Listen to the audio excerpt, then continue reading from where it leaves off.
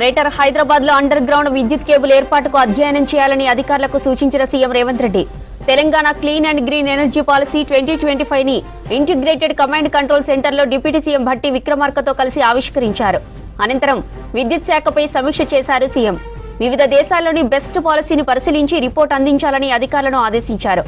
ఇక రానున్న ఎండాకాలంలో రాష్ట్రంలో ఎక్కడా విద్యుత్ అంతరాయం లేకుండా డిస్కంలు సన్నద్ధంగా ఉండాలన్నారు. ఎప్పుడైనా సమస్య వస్తే మరో ఫీడర్ నుంచి విద్యుత్ అందించేలా ప్రత్యామ్నాయ పద్ధతులను అందుబాటులోకి తీసుకురావాలన్నారు. పూర్తి నివేదిక ఆధారంగా ఆదివాసీల ప్రాంతాల్లో ప్రత్యేక డ్రైవ్ నిర్వహించి సోలార్ విద్యుత్ అందించేందుకు చర్యలు చేపట్టాలన్నారు సీఎం రేవంత్ రెడ్డి.